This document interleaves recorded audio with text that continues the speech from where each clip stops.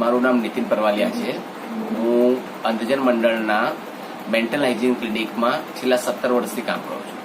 હું અંધજન મંડળના વિશે હું તમને થોડીક માહિતી આપી દઉં. તો અંધજન મંડળ એ તમામ દિવ્યાંગ બાળકો, જેમાં તમામ પ્રકારની દિવ્યાંગતાઓ, જે મલ્ટિપલ ડિસેબલ બાળકો હોય, ઇન્ટેલેક્ચ્યુઅલ ડિસેબલ બાળકો હોય, ફિઝિકલ હેન્ડીકેપ બાળકો હોય, ઇવન મેન્ટલ ઇલનેસ હોય, એ લોકો સાથે કામ કરે છે.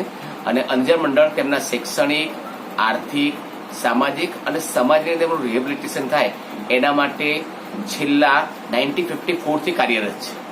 હું અંધજન મંડળના મેન્ટલ હાઇજીન ક્લિનિકમાં આપણે જે વાત કરીએ એ પ્રમાણે હું અંધજન મંડળના મેન્ટલ હાઇજીન ક્લિનિકમાં કામ કરું છું.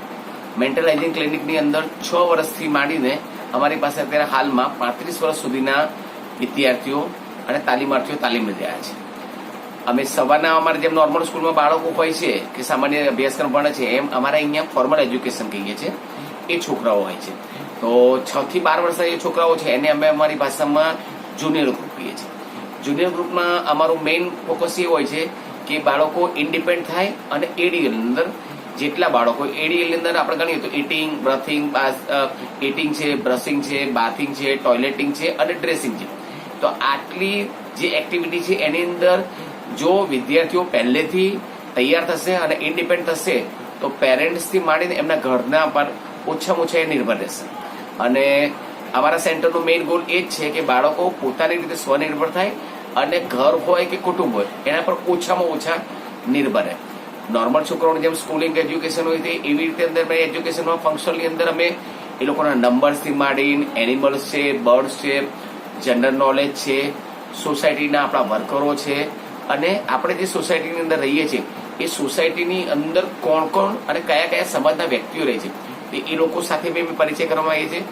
બાળકોને અમે જે નાના બાળકો છે, જે મેં આપને કહ્યું એ પ્રમાણે જે જુનિયર ગ્રુપના બાળકો છે તો એ લોકોને અમે મની આઈડેન્ટિફિકેશનથી માંડીને સોસાયટીની અંદર આપણે જતા હોઈએ છીએ, કોઈ તહેવાર હોય કે પ્રસંગ હોય તો મોલમાં જતા હોઈએ છીએ, દુકાને જતા હોઈએ છીએ, અમૂલ પાર્લર પર જતા હોઈએ છીએ તો ત્યાં સ્ટુડન્ટોને અમે લોકો લઈ જઈએ છીએ.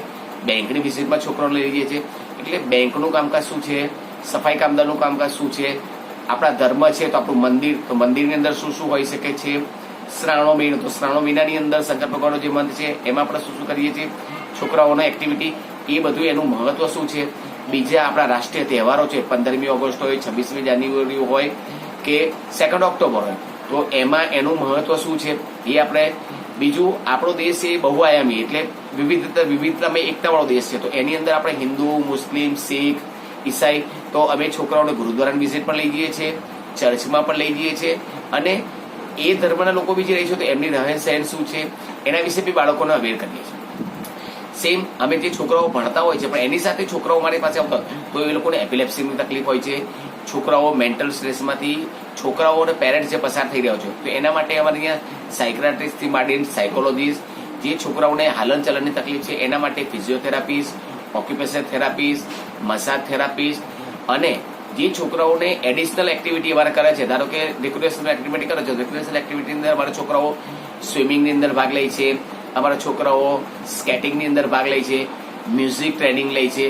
તો મ્યુઝિક ટ્રેનિંગના બધી ટ્રેનિંગ આવે છે એના અમે વીકમાં દિવસો ડિવાઈડ કરેલા છે. ધારો કે દર ગુરુવારે અમારે છોકરાઓનો ડાન્સનો પ્રોગ્રામ હોય તો દર ગુરુવારે છોકરાઓનો ડાન્સની પ્રેક્ટિસ હોય, શનિવારે 1 કલાક છોકરાઓનું સ્કેટિંગનું હોય તો છોકરાઓ સ્કેટિંગની ટ્રેનિંગમાં જાય છે. ઘણા છોકરાઓને એપિલેપ્સીની આવતી હોય, તકલીફ આવતી હોય અથવા તો એ લોકોના બિહેવિયર ઇસ્યુ વધારે હોય તો એના માટે અમારે અહીંયા સાયકોલોજીસ્ટ, સાયક્રેટિસ્ટ વીકમાં 1 દિવસ આવે છે તો અમે ત્યાં બી અમને કન્સલ્ટ કરાવીએ છીએ. આમ ઓવરઓલ તમને જે વાત કરીએ તો બાળકોના ઓવરઓલ ગ્રોથ માટે જે જરૂરી છે અને જે સૌથી પહેલી નીડની વસ્તુ છે એના પર અમે લોકો ફોકસ આપીને કામ કરીએ છીએ. એનાથી થોડોક બીજા ગ્રુપમાં જઈએ તો બીજા ગ્રુપની અંદર સિનિયર ગ્રુપ છે જેમને અમે અમારી ભાષામાં કહીએ છીએ. તો સિનિયર ગ્રુપમાં 13 વર્ષથી મોટા પણ 18 વર્ષથી નાના છે તો એ છોકરાઓ થોડા ફંક્શનમાં સારા છે અને એડીએલ ની અંદર છોકરાઓ, મોસ્ટ ઓફ છોકરાઓ એડીએલ ની અંદર ઇન્ડિપેન્ડન્ટ છે કે બીજા પર એ ડિપેન્ડ છે નહીં. તો એ છોકરાઓની અંદર અમે જે છોકરાઓ નોર્મલ સ્કૂલની અંદર ભણે છે તો એ જે નોર્મલ સ્કૂલની અંદર ભણે છે એ છોકરાઓનો અમારો આખો ગ્રુપ છે. જે બપોરનો ગ્રુપ છે એની અંદર અમારે 4 છોકરાઓ એવા છે જે નોર્મલ સ્કૂલની અંદર ભણે છે. એ નોર્મલ સ્કૂલની અંદર અમે અમારી રીતે સિલેબસ, જે છોકરાઓનો નોર્મલ સ્કૂલની અંદર જે ભણે છે એ સિલેબસને અમે મિનિમાઇઝ કરીએ છીએ. મિનિમાઇઝ કરી દરેક બાળકની નીડ અને એના લેવલ મુજબ અમે એ પાઠ જે છે કે એનો સિલેબસ છે એને અમે બાળકોને એક્સરસાઇઝ કરાવીએ છીએ. અને બાળકોને એના પ્રમાણે તૈયાર કરીએ છીએ. મોટા જે છોકરાઓ છે એની અંદર અમારે અહીંયા છે તો મોટા છોકરાઓ જેમ આપણે જાણીએ છીએ કે છોકરાઓના જીવન માટે ભણતર જરૂરી છે, સમાજની અંદર એ છે જરૂરી છે, એવી રીતે સ્પોર્ટ્સ એક્ટિવિટી બી બહુ જરૂરી છે. કેમ કે જેમ નોર્મલ વ્યક્તિઓને આપણે જેમ સ્પોર્ટ્સ એક્ટિવિટી કરીશું તો ટીમમાં રહેવું, ટીમના નિયમો પાળવા અને ટીમ તરીકે આપણે કામ કેવી રીતે કરવું એ શીખવું જોઈએ. તો એ બધા ભાગના પાઠ રૂપે અમે એવું માનીએ છીએ, અંધજન મંડળ એવું માને છે કે બાળક દિવ્યાંગ પછી છે સૌથી પહેલા હ્યુમન બિંગ એ માણસ છે. તો એઝ એ માણસ તરીકે આપણને જેમ શોખ હોય છે, જેમ આપણે અત્યારે હમણાં જ ક્રિકેટનો ફીવર ગયો તો T20 આપણે વર્લ્ડ કપમાં બન્યા, એમ અમારા છોકરાઓનો બી એવું શોખ છે.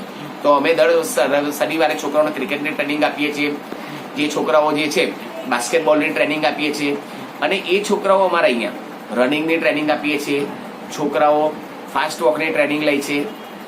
એ છોકરાઓ જે ધારો કે અમારા દર વર્ષે કોર્પોરેશનની અંદર સ્પેશિયલ ઓલિમ્પિક કરી છે, તો એ સ્પેશિયલ ઓલિમ્પિકની અંદર છોકરાઓ દોડ છે, રનિંગ છે, સ્કેટિંગ છે, પછી જે છોકરાઓ છે સોફ્ટબોલ થ્રો છે, એ બધાની અંદર છોકરાઓ પાર્ટિસિપેટ કરે છે.